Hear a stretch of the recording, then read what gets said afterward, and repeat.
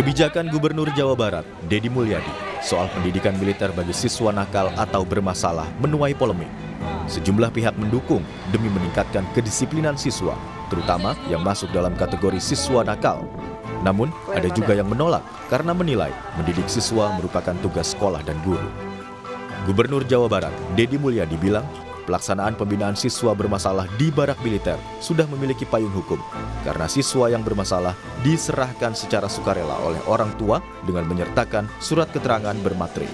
Bicara payung hukum kan yang menyerahkan orang tuanya dalam bentuk surat keterangan bermaterai. Artinya bahwa pemerintah daerah, kemudian jajaran TNI Polri itu mengelola anak-anak, mendidik anak-anak yang dititipkan oleh orang tuanya. Itu juga sudah payung hukum. Sudah dari siapa?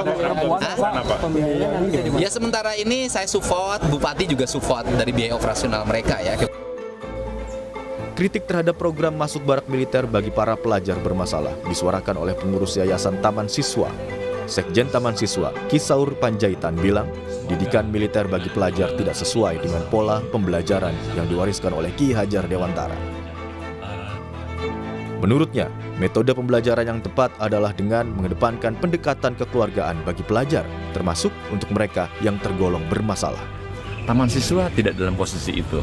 Bahkan taman siswa menentang daripada kegiatan fisik yang keras pada saat itu dengan Belanda, karena taman siswa pendekatannya dengan karakter, dengan kekeluargaan. Anak-anak itu ditarik dengan baik, didapati karena sesungguhnya anak itu memang unik. Anak itu punya kodrat alamnya, sehingga kita bagaimana seorang pamong sebagai guru bisa ngomong anak itu ngelihat sebenarnya ada masalah apa. Wakil Ketua Komisi 10 DPR fraksi PKB, Lalu Hadrian Irfani, merespons kebijakan Gubernur Jawa Barat mengirim siswa bermasalah ke barak militer.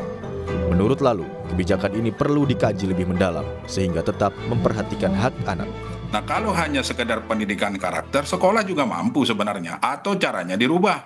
Misalnya, TNI dengan tidak menggunakan pakaian loreng, tidak menggunakan atribut TNI bisa juga memberikan pelajaran di sekolah-sekolah, dan tidak hanya anak-anak yang bermasalah ini yang karakternya tidak bagus. Siapa tahu nanti di sekolah itu juga kan banyak yang membutuhkan pendidikan karakter, pendidikan disiplin dan sebagainya. Bahwa 3 pilar pendidikan yaitu rumah, kemudian sekolah dan masyarakat itu harus dikedepankan terlebih dahulu dengan tidak menghilangkan hak-hak anak atas pendidikan dan bermain, kemudian bergaul dengan lingkungan. Sebagai anak.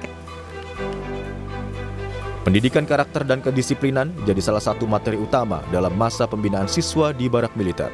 Bahkan, Deddy Mulyadi berencana untuk memperluas jangkauan usia mereka yang akan digembleng di barak militer. Tim Liputan, Kompas TV.